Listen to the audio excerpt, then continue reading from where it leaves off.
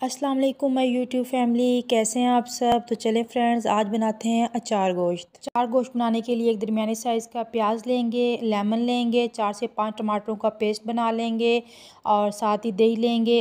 Mutton को boil कर लेंगे नमक डालकर। अदरक लहसुन का पेस्ट लेंगे, हरी मिर्चें, अचार गोश्त मसाला और ऑयल चाहिए होगा हस्बे ज़रूरत।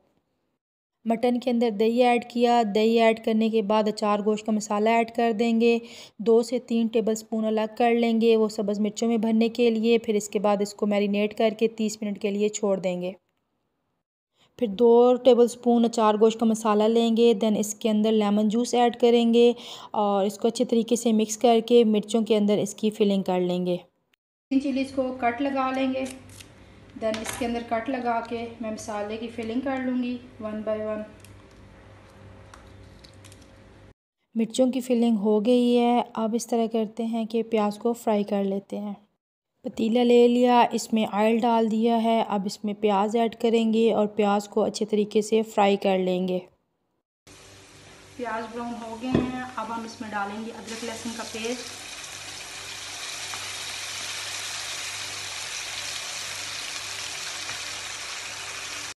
अदरक लहसुन अच्छे से फ्राई हो गया है। अब जो हमने टमाटरों का पेस्ट बनाया था वो इसके अंदर ऐड कर देंगे और इसको अच्छे से फ्राई कर लेंगे। टमाटर अच्छे से फ्राई हो गए, ऑयल अलग हो गया। अब जो गोश्त मैरिनेट करके रखा था वो इसके अंदर ऐड कर देंगे और इसको मज़ीद अच्छे तरीके से फ्राई कर लेंगे। मटन को थोड़ी देर के लिए दम लगा देंगे और जो मिर्चों की फिलिंग की थी दूसरी तरफ उस पर 1 चम्मच ऑयल डालकर इनको फ्राई करेंगे।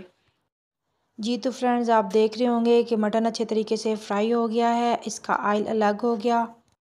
साथ ही दूसरी तरफ मिर्चें फ्राई करने रखी हुई थी, ये भी अच्छे तरीके से फ्राई हो गई हैं। ये अच्छे से हो गया है। अब इसके अंदर थोड़ा सा मटन स्टॉक ऐड कर देंगे और इसको 5 से 10 मिनट के लिए दम दे देंगे।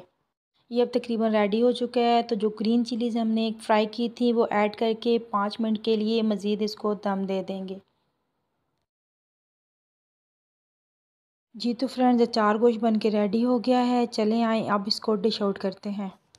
जी तो फ्रेंड्स, अचार गोश्त बन के रेडी हो गया है। चलें आएँ अब इसको डिश आउट करते हैं। जी तो फ्रेंड्स, अचार गोश्त बन के रेडी है। आप सब इसको ट्राई करके मुझे अपना फ़ीडबैक ज़रूर दीजिएगा। अगर आप मेरे चैनल पर नए हैं तो मुझे लाइक, सब्सक्राइब और शेयर करना मत भूलिए। देन बेल आइकन के बटन को प्रेस कर दें ताकि नए आने वाली वीडियोज़ आपको मिल सकें। मुझे अपनी दुआ में याद रखें। फ़ी अमान अल्लाह।